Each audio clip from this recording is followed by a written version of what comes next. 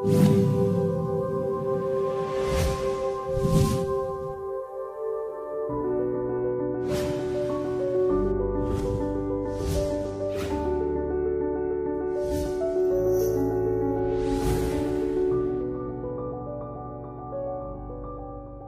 tocar un tema bastante largo, así que voy a tratar de correr.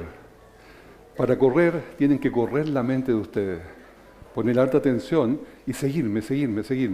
No se preocupen que los temas se terminan más o menos en 3 diapositivas, se termina y paso a otro. Así que si ese lo perdieron, piérdanlo nomás, vamos al otro. Y esto es porque es bien intenso. Bien, primero, Job 12 del 7 al 9, dice así: en efecto, pregunta por favor a los animales, y te lo enseñarán, a las aves del cielo, y te lo informarán, o habla a la tierra, y te enseñará, y los peces del mar te lo contarán. ¿Cuál de todos ellos no sabe que la mano de Jehová ha hecho esto? Efectivamente, le tenemos que preguntar a los animales, porque nos van a enseñar, otros nos van a informar, otros nos van a contar. ¿Cómo lo van a hacer si no pueden hablar? ¿Cómo nos pueden contar los animales, las bestias, los peces sobre todas estas cosas? No pueden hablar, por lo tanto tiene que haber otro método. Y el otro método es a través de su diseño, cómo ellos han sido constituidos, cómo tienen diseño inteligente dentro de sus cuerpos. Y nosotros podemos leerlo, eso, al descubrirlo, al poderlo estudiar. Por ejemplo, vamos a hablar primero para estimular la mente sobre el diseño inteligente. Esta es una jirafa, por cierto, que tiene diseño inteligente. ¿Y por qué es así? Porque la jirafa tiene varias cosas especiales. Primero, tiene una cabeza muy alta, es decir, un cuello larguísimo que hace que su cabeza esté a veces hasta 8 metros de la superficie del terreno. Esto hace que, para que la sangre llegue allá arriba con buena presión, tiene un corazón grande, así de grande, así el diámetro del corazón de la jirafa. Por lo tanto, la presión sanguínea es el doble de la que tenemos nosotros. Y eso significa que esa alta presión es un gran riesgo para el animal si es que una fiera se le tira por detrás y le rasga la piel, porque si lo hiciera se desangraría inmediatamente. Pero, ¿cuál es la solución? La jirafa tiene arterias reforzadas, las venas y las arterias van por adentro, son muy interiores, y tiene capilares, que son lo que irriga la piel hasta el extremo, hasta afuera, capilares muy pequeños. Para poder servir esos capilares muy pequeños, los glóbulos rojos son 1/3 del tamaño del que tenemos los humanos, para que sí esos glóbulos rojos puedan pasar por esos pequeños capilares y irrigar la piel. Es decir, está todo hecho una cosa tras otra para poder defender a esa jirafa. Si nosotros le diésemos nuestra sangre a la jirafa, simplemente se moriría porque no pasaría por esos capilares. Ahora tiene piel gruesa y es el rumiante más grande que existe en toda la creación. Pero tiene un segundo problema, que el hecho de que tiene la cabeza tan arriba, cuando tiene que tomar agua, tiene que bajarla hasta el nivel del suelo. Y eso significa imprimirle a ese cerebro y a esos ojos una gran presión de sangre, porque la bomba, que es el corazón, sigue bombeando. Por lo tanto, al bajar la cabeza, le está poniendo 8 metros de columna de agua de presión al cerebro, que simplemente reventaría, tendría un accidente vascular.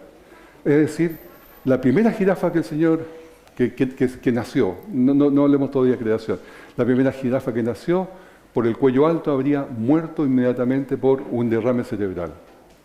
¿Cuál es la solución? Bueno, aquí viene el diseño inteligente. En la vena yugular tiene válvulas, que son esos puntos rojos que se ven allí. Y cuando comienza a bajar la cabeza se comienzan a cerrar las válvulas para que no haya un problema de presión. Y debajo del cerebro tiene una rete mirabile, que es una red vascular que recibe la sangre para que la jirafa, cuando levante la cabeza después, no se desmaye. Y ese receptáculo le devuelve sangre al cerebro. Por lo tanto, la jirafa levanta la cabeza, recupera su circulación normal y puede seguir viviendo, pero no se dio ni cuenta de todo este sistema. Eso es diseño inteligente, eso es algo que está puesto antes de que siquiera haya funcionado. O sea, no hay ni una oportunidad de evolución, no hay ni una oportunidad de adaptación siquiera, sino que simplemente está o no está. Si está, vive, si no está, se muere. Dios ha permitido dice Ellen White, que un raudal de luz se derrame sobre el mundo en los descubrimientos de la ciencia y el arte. Pero cuando los profesos hombres de ciencia razonan sobre estos temas desde un punto de vista meramente humano, de seguro que errarán. Las más grandes mentes, si no son guiadas por la palabra de Dios, se confunden en sus intentos por investigar la relación de la ciencia y la revelación.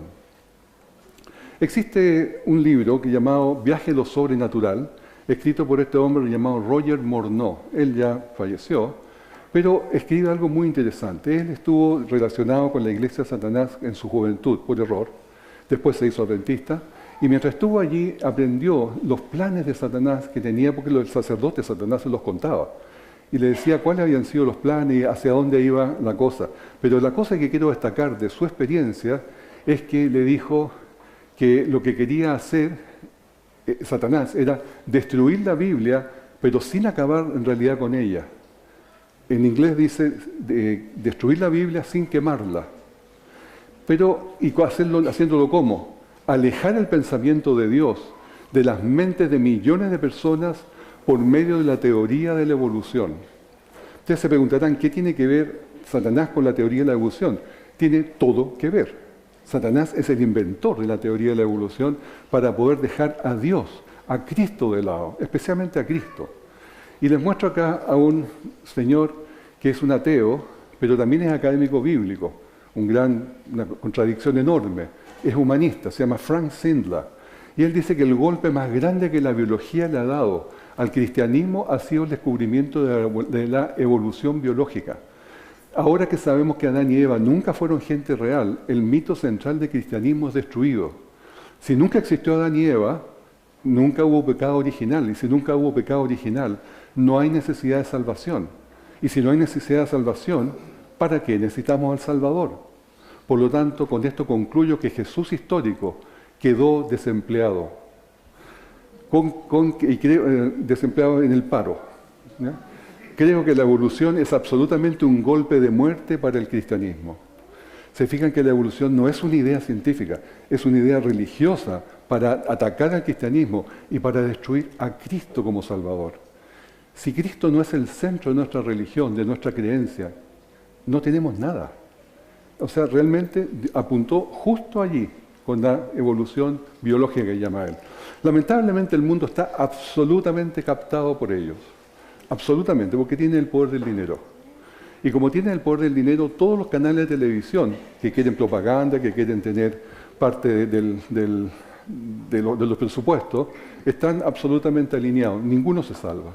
Incluso las revistas más prestigiosas de ciencia, como Science y Nature.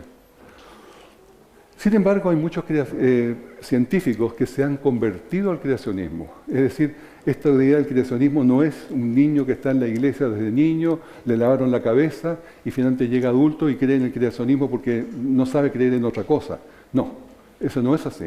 Los creacionistas tenemos cabeza y sabemos pensar y sabemos entender lo que es inteligente y lo que no lo es.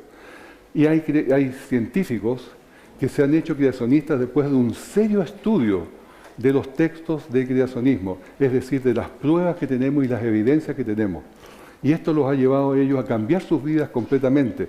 Y esta conversión al creacionismo les ha hecho cambiar completamente su punto de vista de la vida. Es decir, en lo que se refiere a la interpretación de la edad de este mundo y el origen de todo lo que nos rodea. Es decir, que ha intervenido un creador. Un cambio completo de vida. Aquí hay una lista de una serie, son varios cientos, si no miles, de científicos, todos con nivel doctoral, los cuales han tenido la valentía de decir, yo me opongo, yo disiento del darwinismo. Y esta lista está, ¿no es cierto?, publicada en Internet, así que se puede estudiar. Definitivamente la evolución se protege a sí misma. La evolución no quiere que se meta el creacionismo, quiere ser el paradigma único para todo el mundo. Y, por lo tanto, hay que pertenecer. El que no pertenece no va a tener premios Nobel, no va a tener publicaciones, no va a poder publicar, no va a poder enseñar en universidades, no va a poder tener buenos trabajos, no va a poder tener dinero para investigar en grandes proyectos. Simplemente o perteneces o no participas. Ese es simplemente el hecho. Hay un doctor, Raymond Damadian, que tiene una serie de premios en Estados Unidos. En 1988 el presidente Reagan le dio la Medalla Nacional de la Tecnología. En 1989 fue inserto en el Salón de la Fama de Inventores. Y tan distinguidos otros inventores que están allí como Thomas Edison, Alexander Graham Bell, Samuel Morse y los hermanos Wright. Después, en el año 89 también, su primer MRI, que es el resonador magnético, llamado el Indomable, fue puesto en exhibición en el Instituto Smithsonian. Y finalmente, en marzo de 2004, se le entregó la medalla al Instituto Franklin por la comercialización y desarrollo del resonador magnético, que es un instrumento de diagnóstico y tratamiento de enfermedades fantástico. Bueno, ahí lo tenemos en el Instituto Smithsonian, en Washington, con su primer resonador magnético. Y aquí está hablando él, dando testimonio. Hola, mi nombre es Dr. Raymond Damadian. Soy un científico que cree en una tierra joven, que cree que Dios creó el mundo en 6 días de 24 horas, tal cual como está registrado en el libro de Génesis. Por la gracia de Dios y las oraciones de mi suegra, inventé la tomografía por resonancia magnética en 1969. La idea de que aquellos científicos que creen que el mundo tiene 6.000 años no pueden hacer ciencia verdadera es sencillamente equivocada. Está sencillamente equivocada. Los científicos que son creacionistas pueden hacer ciencia y de la primera calidad. Este es Richard Dawkins, quien se opone totalmente a la creación, es un evolucionista, escritor muy conocido, inglés, y dice: creo que los cristianos creacionistas están en lo correcto al ver la evolución como un enemigo. Hay una profunda incompatibilidad entre la evolución y el cristianismo. Hay sofisticados teólogos, sin embargo, que son evolucionistas teístas, que están felices aceptando la evolución. Ellos están en un error y llama a los evolucionistas teístas tontos útiles, que ellos están destruyendo su propia fe.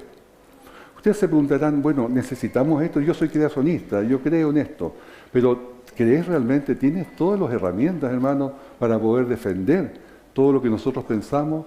Es como estos dos padres que conversan entre ellos y dicen: no te preocupes, nuestros hijos están en la iglesia y esto no les va a afectar. Pero yo les digo que sí les va a afectar, porque los millones de años es algo que capta a muchos. Darwin, que en los hombres monos, que la Biblia no es verdad, que la evolución es verdad, que los dinosaurios se hicieron pájaros, que no hay creador, y los niños se confunden. El hecho real es que el 66% de los jóvenes que una vez estuvieron en la iglesia, cuando ya son jóvenes adultos y van a la universidad, se fueron de la iglesia. 2/3 de los jóvenes se van de la iglesia porque los capta esta otra idea que es contraria a lo que ellos han vendido alguna vez y lo que es la realidad, pero como no están informados, necesitan hacerlo. Este es un doctor Colin Patterson, que es un profesor evolucionista, por cierto, pero que tuvo un quiebre por allí en sus creencias. Y dice: una mañana yo desperté y me vino al pensamiento que he estado trabajando por 20 años en la evolución y podría decir que no sabía nada. Estaba vacío. Era un golpe para mí de cómo pude estar equivocado por tanto tiempo. ¿Pueden explicarme algo que sepan? Y le hice una simple pregunta a mucha gente: ¿pueden explicarme algo que sepan de la evolución? ¿Algo que ustedes realmente crean que es verdad? Se lo pregunté al equipo de geología del museo, no hubo respuesta. Le pregunté a los miembros del seminario de morfología evolutiva en la Universidad de Chicago y tampoco hubo respuesta, hubo silencio. Solo una persona dijo: sí, yo sé una cosa, no debería enseñarse en los colegios. ¿Qué es lo que se hace? ¿Qué gran diferencia hay entre creación y evolución? La diferencia no está en la ciencia, no está en la evidencia, está en la creencia en Dios. Ese es el problema. Creer o no creer en Dios. Honrar o no honrar a un Dios creador. Esa es la diferencia.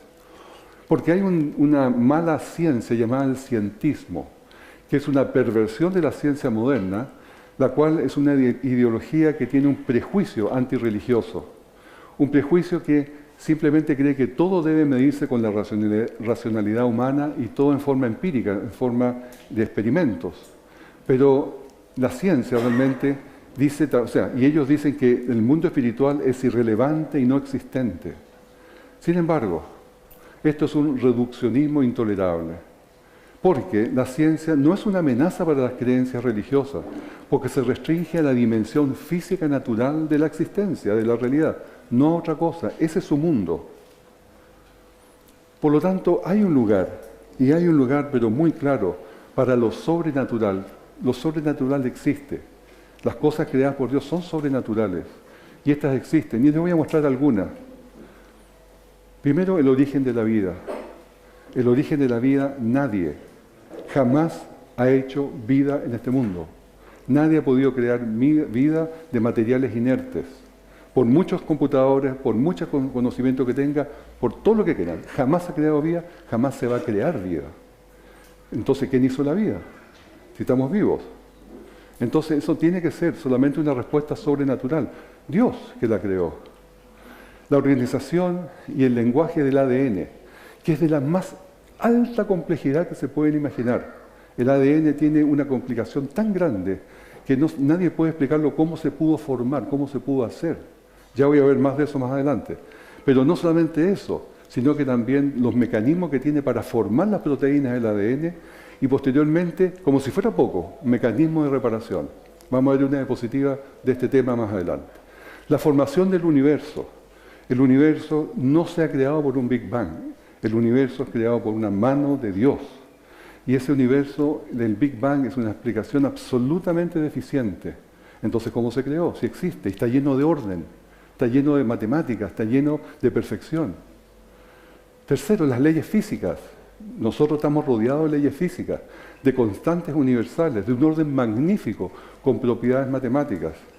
Hay una variación, la ley de gravedad, que cambia un poquito nomás y se desordena todo. O que el átomo cambie la velocidad de la luz, que cambie un poco nomás, ya se desordena absolutamente todo, se desordena la vida. Es decir, todo está perfectamente calculado para ser y estar balanceado. Los nanomotores eléctricos, los pequeños motores eléctricos, que les voy a mostrar al final, que funcionan a maravilla, mucho mejor que los motores hechos por los seres humanos, por los ingenieros. O las máquinas que están produciendo el ATP, fantástica, que es el químico que produce la energía del cuerpo, el ATP.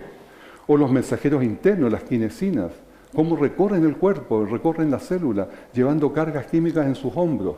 Iguales que verdaderos robots que están dentro de nuestro cuerpo funcionando ahora por millones. Ustedes no los ven, por supuesto, pero ahí están. ¿Quién los creó? ¿Quién los organizó? Y por último, el diseño inteligente magnífico en los seres vivos. No solamente la jirafa, como ya les mostré. Todos los seres vivos y las plantas tienen complejidad irreducible. Todos ellos están con sistemas todos interconectados, trabajando a una maravilla. La naturaleza es la expresión del diseño de Dios. No es en sí mismo nada. No existe ni la Pachamama, ni la Gaia, ni la Madre Tierra. Todas esas cosas son invenciones. Lo que existe es Dios creador que puso en la naturaleza todas esas condiciones de diseño. Pero no es la naturaleza la que diseña. Richard Dawkins también declara que Darwin me hizo posible ser un ateo intelectualmente pleno. Él se justificó con esto de la evolución. También dice, yo ataco a Dios, a todos los dioses, toda y cualquier cosa sobrenatural, donde quiera y cuando sea, que se invente ahora o en el futuro. Y por último, si encuentras a alguien que dice no creer en la evolución, esa persona es ignorante, estúpida o tonta. Una declaración bastante insolente, pero ahí está. El origen de la vida. ¿Dónde se dicen ellos que se produjo la vida? Por casualidad, por cierto, en una sopa primordial donde había todos los químicos necesarios y cayó un rayo para darle energía y se produjo la vida. ¿Será posible una cosa así, tan simplona? Se hizo un experimento de Miller-Urey para tratar de comprobar eso y se pusieron todos los elementos necesarios, agua, amoníaco, metano y ausencia de oxígeno. Hicieron circular esta mezcla por mucho tiempo y pusieron un rayo allí, un electrodo eléctrico. Lo hicieron así y estuvo circulando 10 años. ¿Ustedes creen que produjo vida? Por supuesto que no. La vida es mucho más que químicos y energía. Aquí tenemos algo que tiene vida, que es una Escherichia coli, una bacteria muy conocida, y esta bacteria ha sido analizada y se definió lo que tiene para vivir. Es unicelular, tiene 2,4 millones de moléculas de proteínas de 4.000 tipos tiene 4,6 millones de pares base en su ADN, tiene ácido nucleico 255.000 moléculas de 660 tipos, polisacáridos 1,4 millones de 3 tipos, lípidos 22 millones de moléculas de 50 a 100 tipos, moléculas metabólicas intermediarias, etcétera, etcétera, etcétera, etcétera. 800 reacciones químicas simultáneas estables y no equilibradas. Eso es una insignificante bacteria. Ahora, vamos a analizar solamente la primera, las proteínas, si fuera posible que se hiciera solo. Para construir un edificio yo necesito elementos básicos, que está un poco elaborado, pero en general vienen de la tierra. La arena, las piedras, ladrillo, cemento, yeso, fierro, maderas, plástico y muchas otras cosas. Si tengo esos elementos en los rincones aquí del edificio, ¿tengo un edificio? ¿Tengo ya lo que quiero construir? No, por supuesto no, tengo materiales nomás. ¿Qué falta? Falta información, diseño, planos, una carta Gantt. Falta una cabeza que organice eso. Los materiales por sí solos no son nada. Hay una cabeza de diseño inteligente que le está poniendo ahí un orden de tiempo, que es la carta Gantt. La construcción biológica es muy similar. Necesito proteína. La proteína es la base de la construcción de cualquier elemento vivo, sea vegetal o animal. Las proteínas, a su vez, se hacen con estos 20 aminoácidos que están ahí arriba. Y, por lo tanto, para construir una proteína, vamos a ver si lo puedo hacer por casualidad. Necesito más o menos 500 aminoácidos de estos 20 que se van repitiendo, pero en una secuencia correcta que la da el ADN. Y tienen que ser levógidos de mano izquierda, no de mano derecha, porque se producen 50 y 50 normalmente, y con uniones peptídicas. Y esto podrá ocurrir, la posibilidad es 1 dividido por 10 elevado a 950. O sea, un 1 partido por este enorme número. ¿Y cuánto es eso matemáticamente? Un 1 partido por un terrible número de grande. Eso es 0. La posibilidad de que una proteína se haga por sí sola es 0. Y si esta es la base de la vida, ¿cómo entonces? El Mycoplasma genitalium es el organismo vivo más básico, más pequeño que hay en el mundo. Y este necesita para vivir 387 proteínas. ¿Cuál es la posibilidad que una proteína se haga por sí sola? Por casualidad, 0. Y 387, ¿cuánta es la posibilidad? 0. 387 veces 0. Entonces ni siquiera el organismo vivo más básico puede nacer solo, espontáneamente. Ahora, digamos que tengo un elemento vivo, que es básico, 580 pares base que son en ADN, pero yo lo quiero hacer un ser humano. ¿Podrá pasar de aquí a acá por casualidad? No, no puede, porque para el ser humano necesito 3.000 millones de pares base, que es la información del ADN. Y eso no lo puedo hacer, porque esas son todas las fórmulas para generar ojos, nervios, piel, huesos, músculos, sangre, hígado, riñón, corazón, venas, arterias y toda la coordinación interna de ello. Así que esta es información inteligente que tiene que ponerle una mente inteligente. No sale por casualidad, no se crea sola. El azar, a propósito, no explica nada. El azar simplemente es una excusa cuando no se saben las cosas que están operando. Y habiendo dicho todo eso, vamos a los libros de evolución que se le enseñan a los niños y en la universidad, y de repente, en una sopa primordial, se hace la vida sola, la biogénesis, y después comienza a transformarse, a ganar información de la nada, y de repente se transforma en un pez, y de repente gana más información, se transforma en un anfibio, es decir, las aletas se transforman en patas, y se le ponen los músculos, los tendones, los sistemas de control, la unión con la columna vertebral, todo se hace solo, y comienza a salir por la tierra como un reptil, después se transforma en un mamífero, y después se transforma en un mono, y hoy día estamos acá. Buenos días. ¿Quién puede creer esa historia? Realmente es muy pobre la historia, ¿no es cierto? Y científicamente absurda. Cuando se le pregunta a Richard Dawkins, el origen de la vida, dice, es un completo misterio, porque no lo pueden explicar. Y en realidad los evolucionistas, en muchos casos, dicen, no, es que nosotros partimos después de la vida, cuando ya la vida existe, ahí partimos nosotros. Formación del ADN. Muy rápidamente, el ADN está dentro de la célula, en el núcleo, en los cromosomas. Estos son los cromosomas, y dentro de los cromosomas está enrollado el ADN ahí, con 4 letras, A, T, G y C. Estas 4 letras son un código genético el cual está indicando cómo se arman las cosas. O sea, es un verdadero vocabulario. Es realmente interesante. Piensen en cuántas letras pueden caber en una página. Y ahora imaginen un montón de páginas de 100 metros de alto. Esta es la cantidad de información que se guarda dentro del ADN de cada célula humana. El genoma humano completo. Si se analizan los 3.000 millones de letras que forman este genoma humano, se encontrarán con algunas cosas sorprendentes. Solo un 1% de los 3.000 millones de letras codifican directamente proteínas. Del resto, como un 25% fabrican genes y sus elementos regulatorios.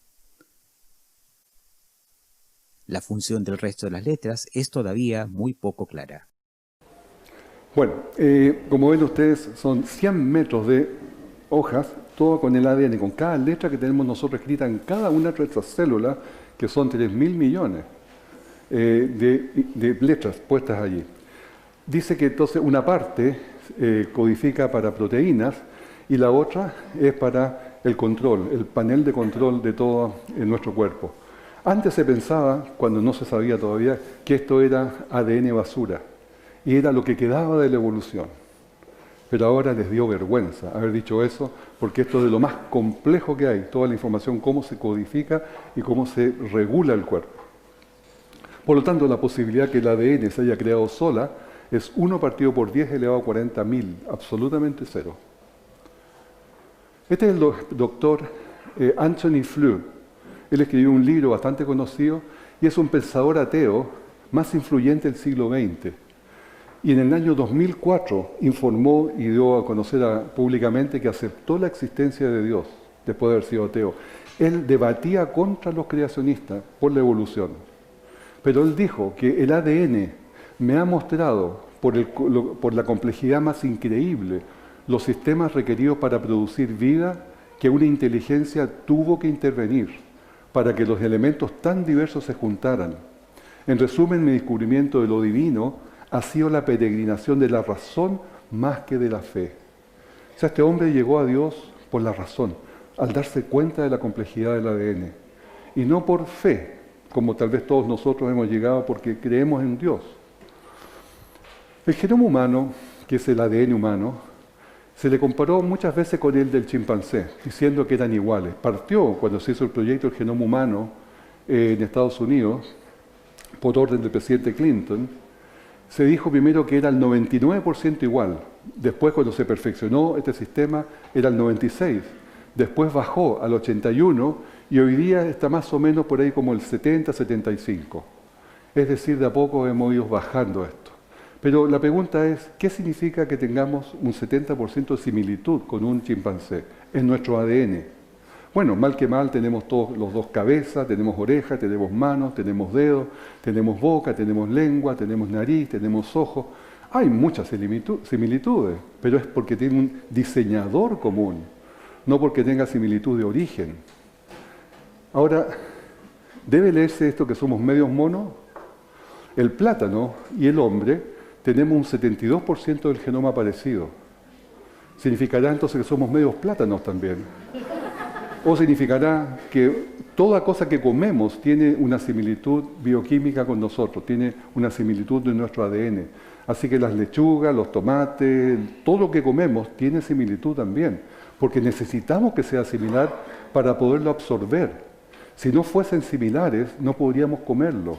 Sería como comer arena o piedras. Entonces no tendría ningún sentido. Por eso es que nosotros tenemos similitud con los plátanos y con todas las otras. Por lo tanto, ser similar en un 70% con los monos no tiene ninguna importancia. La célula tiene el ADN nuclear dentro del núcleo y tiene también ADN dentro de las mitocondrias que están acá. Las mitocondrias son las pilas de energía de nuestro cuerpo. Se descubrió que era así, de esta forma en la mitocondria estaba así ordenado el ADN mitocondrial. Pero también se descubrió que el ADN mitocondrial solamente se transmitía por las mujeres. Las mujeres son las únicas que lo dan a los hijos y a las hijas. y después continúa por la hija. El hijo no puede transmitir el ADN mitocondrial, este ADN de acá. ¿Por qué? Porque se transmite a través del óvulo. ¿Quién tiene óvulo? Solamente las mujeres, así que por ahí va solamente y los hombres, de ahí paró la información. Bueno, lo interesante es que esto fue siendo desarrollado por la evolución, hasta que ellos descubrieron de que el ADN mitocondrial de toda la humanidad, de todas las razas, era idéntico. Es decir, mi ADN mitocondrial viene de mi madre, mi abuela, mi bisabuela y así para arriba, el de ustedes, su madre, abuela, bisabuela, para arriba, y de repente se cruzan porque son idénticos. Es decir, todos venimos de una sola madre. Y esto, el ADN mitocondrial, así lo demuestra.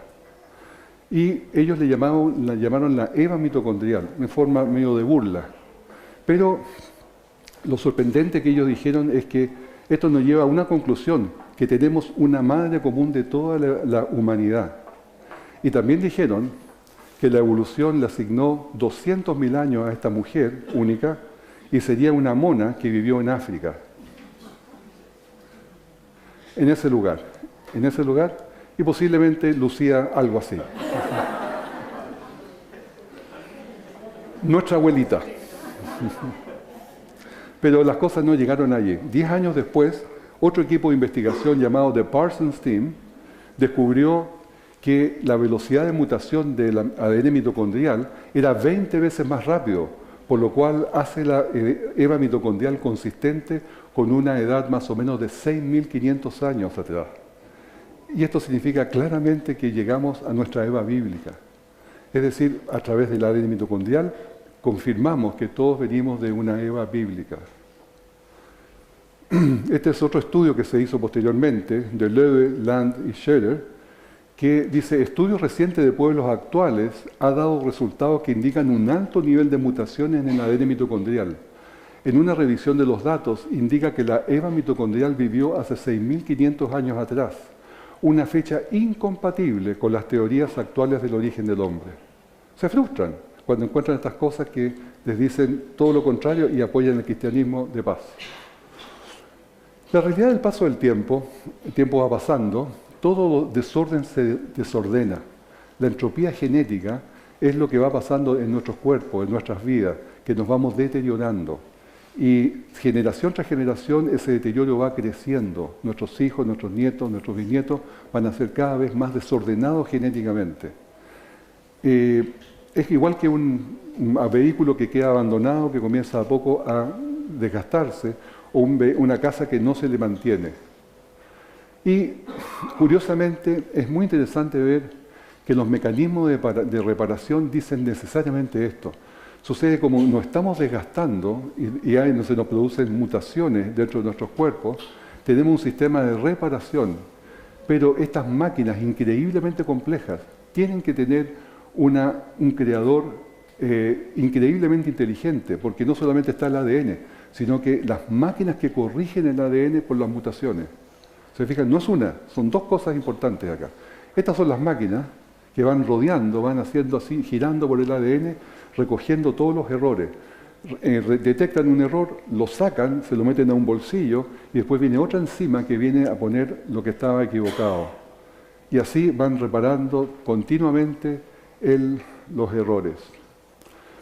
Hablando de entropía genética, este doctor John Sanford dice que el genoma humano no puede tener cientos de miles de años, menos millones de años, porque la entropía genética, el desorden que se está produciendo, es una poderosa evidencia que la vida de la humanidad debe ser joven, porque el genoma se está degenerando, porque hay una acumulación de mutaciones permanentes y porque cuando se usa un modelo numérico computacional, se calculó que la humanidad alcanzará solo, puede alcanzar solo, en estimación de él, 268 generaciones. O sea, la humanidad no pasa más allá de 268 generaciones porque va a morir de ADN destruido. No va a tener ya más sustentabilidad. 268 generaciones, déjeme decirle que un poco más de 8.000 años. 8.000 años. Entonces, cuando hablamos de 8.000 años para la humanidad, es muy inconsistente pensar que venimos de millones de años del mono, o venimos de tantos años atrás, de 190.000 años, como dice que ya existió el ser humano. No puede ser, porque esto lo niega. Por lo tanto, esto es muy consistente con una creación sobrenatural y una tierra joven. Siempre la información va decayendo, la segunda ley de la termodinámica, nunca va para arriba. Darwin tenía para investigar este microscopio óptico. Él podía ver a nivel de la piel. Él pensaba que las células eran solamente gelatina. Hoy día se sabe que las células son una tremenda ciudad en complejidad. Por ejemplo, con los microscopios electrónicos se puede aumentar hasta 1000 millones de veces. Es decir, tenemos un mundo ahí que se conoce hoy día que él nunca lo conoció. Él pensaba, en el libro La origen de las especies, que la selección natural no puede hacer nada mientras no ocurran fortuitamente variaciones favorables. Las variaciones favorables son las mutaciones, al final del día, como lo define el neodarwinismo. Y la selección natural eliminaría esos errores posteriormente. Pero la verdad es que esas mutaciones son todas dañinas y pérdida de información. A lo más son neutras. Aquí tenemos mutaciones en los animales. Un tigre que perdió sus rayas. ¿Por qué? Porque no produce melanina. Por lo tanto, no produce colores. Un gorila albino. Un delfín con 2 cabezas. Un cerdo, en fin, animales todos con 2 cabezas por mutaciones. Una serpiente, un sapo con 6 ojos, un cocodrilo albino también y un pollo sin pluma. ¿Y qué le hacen las mutaciones a los seres humanos? Síndrome de Down, albinismo, progeria, un labio leporino, mano con 6 dedos o una cara con 2 caras. Todo esto son tremendas deformaciones. Y seguimos con fibrosis quística, hemofilia, distrofia muscular, daltonismo, enanismo, gigantismo y 1000 más, 1000 deformaciones más. Es decir, ¿qué produce la mutación si no daño? Como para poder decir que la mutación es la que crea nueva información. No es verdad simplemente. Claro, para decir eso necesitan la excusa de los millones de años. Vamos a tratar un poquito después lo de los millones de años. En el Museo de Historia de Melbourne dice, ahí está el texto, pero le traduzco la parte más importante. Dice, mutaciones, errores maravillosos. Mutaciones son cambios en el ADN que causan nuevas variaciones. Los errores se cometen cuando el ADN es copiado. Entonces, lo que sí existe es la adaptación. Los animales se adaptan. En coloración, altura, pelaje, hacen pequeños cambios de acuerdo a unas situaciones que viven. Y esto es totalmente aceptable. Pero macroevolución, que una especie se transforma en otra, jamás. Nunca. Les voy a mostrar un ejemplo de especiación o adaptación, donde estos son perros solamente. Un zorro del Ártico, un fennec, un perro salvaje africano, un lobo salvaje americano, un dingo australiano, un coyote y un cati familiares. Todos son perros, pero están todos adaptados a un medio. Y cada uno de ellos se puede reproducir con el otro, aunque parezca raro, pero se pueden hacer reproducir. Pero estos son adaptaciones, esto no es evolución. Y se lo subrayo, porque normalmente los evolucionistas tratan de decir que, ¿te fijas cómo cambió? Evolucionó. No es así. Ellos han solamente adaptado, porque tienen los mecanismos internos para hacerlo. No es una cosa que partió de mutaciones, estaba en el ADN para hacer esos cambios. Aquí tengo un ejemplo de perros con pelo corto y pelo largo. ¿Ya? Digamos que tenemos una pareja que es de medio pelo, de pelo mediano. Y esta, porque tiene un gen de pelo corto y un gen de pelo largo. Gen de pelo corto y pelo largo. Estos tienen hijos. Tienen unos hijos iguales y tienen uno que recibió los 2 genes pelados, por lo tanto es pelado. Y otro que recibió los 2 genes peludos, por lo tanto es perro peludo. ¿Ya? Esa familia está todo bien, así sucede en la genética. Pero de repente, esta familia se va a vivir a la nieve, al frío. El que era pelado murió, no pudo resistir. Los de medio pelo tampoco pudieron resistir, se murieron. El único que resistió, el que estaba adaptado, que era el de pelo largo, el peludo. Se encuentra una peluda, igual, y tienen cachorros. Y los cachorros son todos peludos, porque reciben los genes de ambos padres, por lo tanto son todos iguales. La pregunta es, ¿se ganó información o se perdió información? se perdió, porque nunca más ellos van a tener ni de pelo mediano ni de pelo pelado. ¿Se fijan? Se perdió información. Esto sucede en la adaptación, siempre se pierde información. También, cuando tenemos una mezcla de animales, esto es porque hemos tenido un origen común, ¿ya? Por ejemplo, entre un caballo y una burra sale una mula, un caballo y una cebra, un sors, o una burro y una cebra, una zongi, o un león y un leopardo, o leoparda, sale un leopón. Ese ahí, porque todos vienen del mismo origen, ¿ya?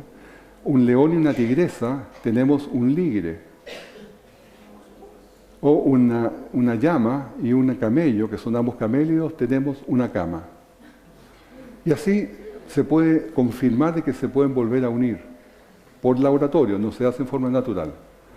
Ahora tenemos nosotros una Tierra de millones de años, definitivamente no. Nuestra Tierra tiene miles de años, y más o menos 6.000 años. Y una cosa, va a ser bien cortito, les voy a presentar que el material biológico que está dentro de los fósiles no puede durar más de 10.000 años. No más de 10.000 años. Pero la doctora Mary Schweitzer, en su desentierro de un dinosaurio, un tiranosaurio rex, en Montana, en Estados Unidos, descubrió algo muy especial.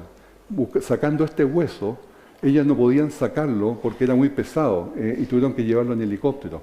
Y para eso, para llevarlo en helicóptero, lo partieron por la mitad, con una sierra. Y cuando lo abrieron, salió un olor nauseabundo. Y no podían entender por qué había un olor así, cuando era supuestamente un hueso completamente mineralizado que no tenía que tener olor. Y fueron descubriendo que tenía vasos sanguíneos en el laboratorio y descubrieron que tenía también glóbulos rojos. Tenía también colágeno, tenía ADN, hemoglobina, tenía de todo lo que era inimaginable en un tiranosaurio rex de 68 millones de años, entre comillas. Y aquí está un documental de ella. Lo que pasó después pasó por error. Mary puso fragmentos de hueso en ácido para disolver la capa exterior del mineral. Pero el ácido reaccionó muy rápido y todo el mineral se disolvió. Y siendo este un fósil, no debió haber quedado ningún remanente, pero lo había y era elástico como un tejido vivo. ¿Esta es la muestra? No, nos mostró un video que tomó en el microscopio. ¿Es esto lo que pasó realmente? Sí. ¿Es este el hueso del dinosaurio? Sí, pero ahora sin mineral. Eso es lo que quedó. Se ve como un tejido suave, lo que se esperaría si se tratara de un hueso moderno. Esto era imposible. Este hueso es de 68 millones de años. Así que tú ves esto, ¿y qué puedes pensar? Para no contárselo a nadie. Sería ridículo, ¿verdad? Así que dije a mi asistente técnico, ok, hazlo de nuevo, no lo creo. Y muestra tras muestra allí estaban.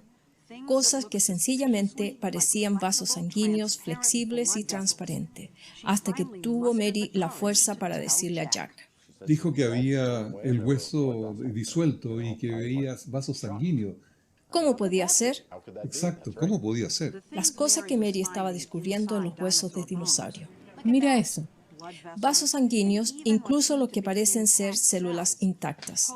Esto pone un desafío radical en las reglas actuales de la ciencia, en que el material orgánico no puede sobrevivir ni siquiera 1 millón de años, mucho menos 68 millones. Mary Jack y su equipo publicaron sus hallazgos del T-Rex en varios números de la revista Ciencia y fueron rápidamente atacados.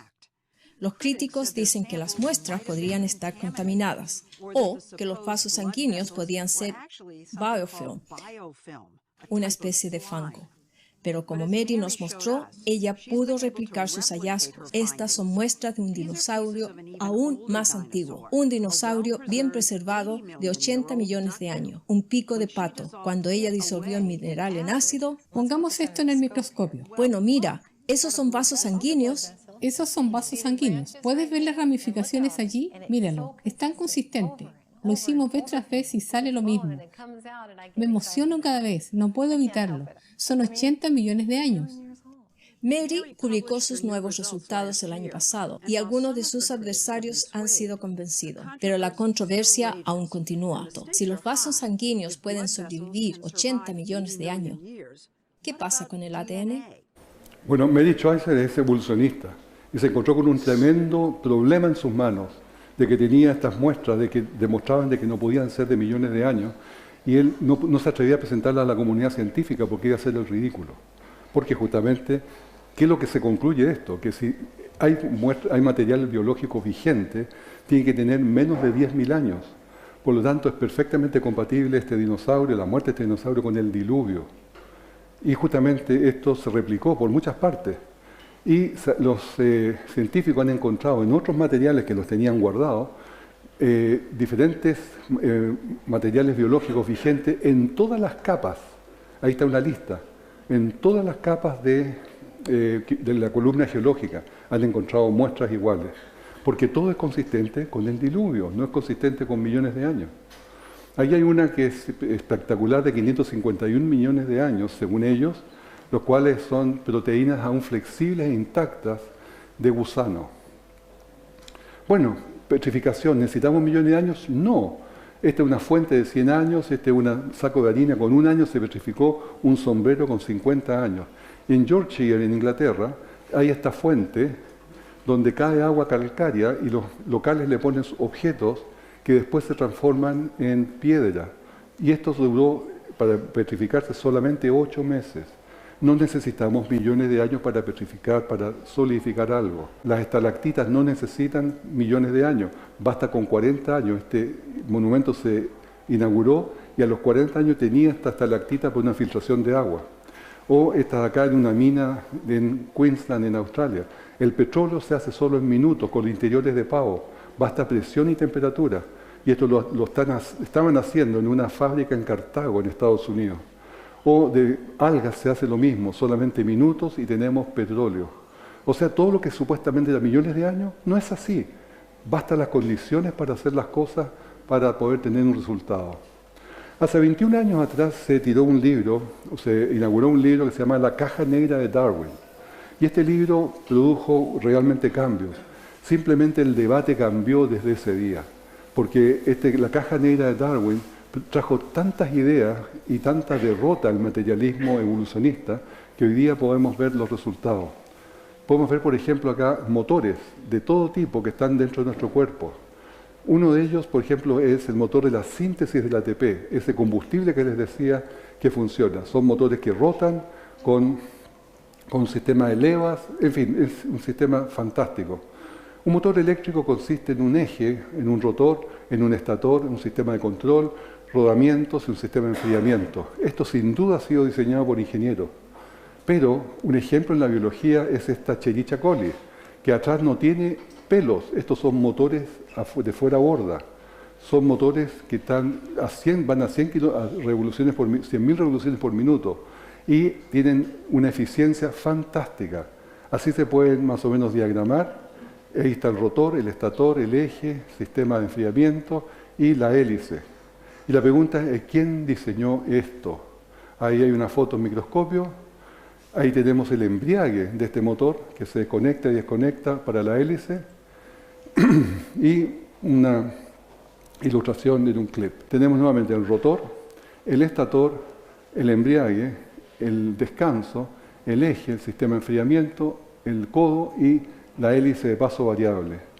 Esto está hecho, los diferentes colores son diferentes proteínas que están codificadas en el ADN para que se fabrique ese motor y funcione perfectamente bien. La pregunta, ¿quién diseñó ese motor? Piensen ustedes, ¿quién lo pudo haber diseñado? ¿La Escherichia coli tal vez, que sabe diseñar motores? Absurdo. Los ingenieros que se metieron a ese nivel y pudieron diseñarlo, tampoco. Los ingenieros apenas pueden verlo a través de los microscopios electrónicos. Pero esto tiene que ser diseñado por una mente superior, por un Dios, nuestro Dios creador. Por último, las quinesinas, estos transportadores de cargas que caminan por los microtúbulos, que son carreteras internas en la célula.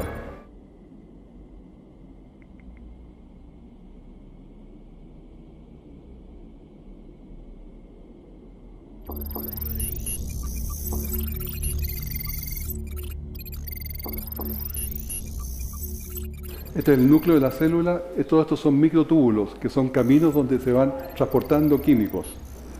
Y Si es que hubiera mucho enjambre, mucho tráfico, y se empiezan a cruzar las líneas, hay señales de tránsito, para que una se pare y la otra pase primero, y así se van coordinando internamente. Cuando llegan al final de su recorrido, entregan la carga donde tienen que entregarla a la quinesina, y se desactivan, se doblan, para no gastar energía. Y esperan hasta que una especie de bus, para que un transporte público los venga a tomar a cada uno de ellos y se los lleva de vuelta al punto de partida. Toda esta organización interna de la célula, ¿qué creen ustedes que puede ser por casualidad? ¿Hay alguna, siquiera una milésima de posibilidad que sea por evolución? Absolutamente no. Hay una mente inteligente detrás de esto y por eso es que reafirmamos tanto esta idea. El diseño inteligente se le preguntó a Richard Dawkins, ¿usted puede aceptar el diseño inteligente? Dijo que sí, que lo puede aceptar como una explicación del origen de la vida, si esto significa que los extraterrestres trajeron la vida a la Tierra. Pero no podría aceptar ninguna posibilidad que Dios tuviera un rol en este diseño. Y ahí se pueden dar cuenta del problema. El problema no es la evidencia, el problema no es la ciencia, el problema es Dios. Él siempre va a negar a Dios, porque está convertido al evolucionismo. Termino con este texto, Apocalipsis 14:6. Vi volar otro ángel con el Evangelio eterno para predicarlo, a toda nación, tribu, lengua y pueblo, diciendo a gran voz, temer a Dios y dadle gloria, y adorar a aquel que hizo el cielo, la tierra, el mar y la fuente de las aguas. Amén.